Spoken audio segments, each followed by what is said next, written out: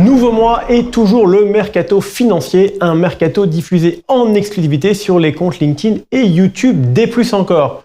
Le mois de février avait été plutôt calme, en mars c'est super sport. On va commencer par Carmignac avec un départ à la retraite, celui du fidèle bras droit d'Édouard Carmignac. Je parle bien d'Éric Elderley qui accompagne Carmignac depuis plus de 30 ans. Aucun risque pour les épargnants, il est remplacé par Rose Waba, allée chez Carmignac depuis plus de 10 ans. Responsable des investissements obligataires, elle pilote aussi depuis quelques mois la distribution et le marketing. C'est une personne reconnue en interne et en externe.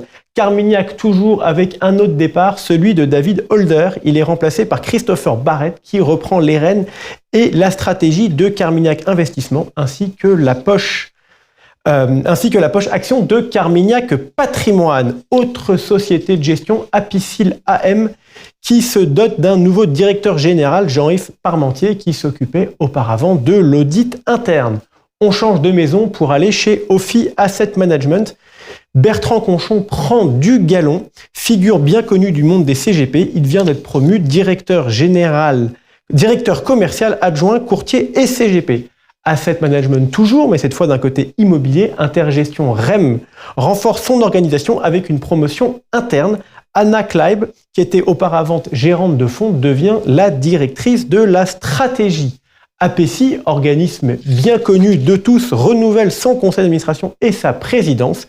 Vincent Dubois, qui avait lui-même succédé à Stéphane Vidal, laisse sa place à Daniel Collignon. Il aura pour mission de traiter les conséquences de la crise immobilière, l'IA, l'éducation financière, l'ESG, la réglementation, etc.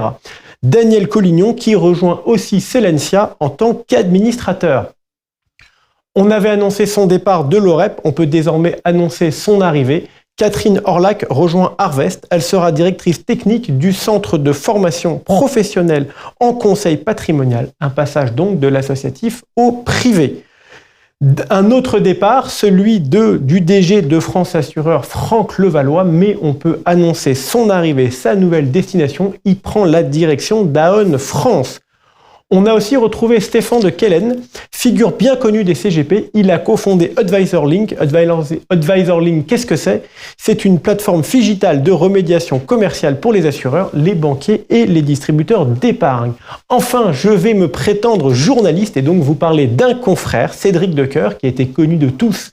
On le retrouvait tous les matins sur BFM Business. On va désormais le retrouver sur Radio Patrimoine, dont il devient aussi associé. Après les hommes, passons au mouvement capitalistique. On commence toujours par les consolidations. La place continue à agrandir sa place avec le rachat d'Optifinance, une cible de choix. Optifinance, c'est 77 collaborateurs, 12 bureaux, mais c'est surtout 1,4 milliard d'euros. Avec ce rachat, plus celui de Primonial, ils vont dépasser les 22 milliards. Mastéos, start-up immobilière bien connue qui avait levé 50 millions d'euros, a subi de plein fouet la crise immobilière. Elle vient d'être achetée en redressement judiciaire par Novaxia pour 1 million d'euros. Joachim Hazan cherche ainsi à répondre à la demande d'investissement dans l'immobilier ancien et à la diminution de l'offre dans le neuf. Il continue à être très avant-gardiste. On verra dans quelques mois les résultats.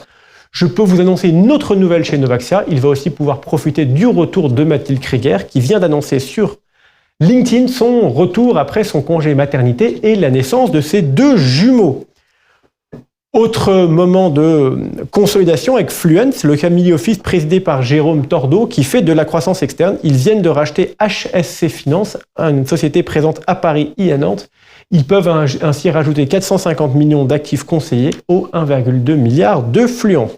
Encore de la consolidation, cette fois avec Valoria, présidé par Romain Lefebvre, qui fait son shopping ou son développement à Boulogne-Billancourt avec le cabinet du rachat Wealth Patrimoine.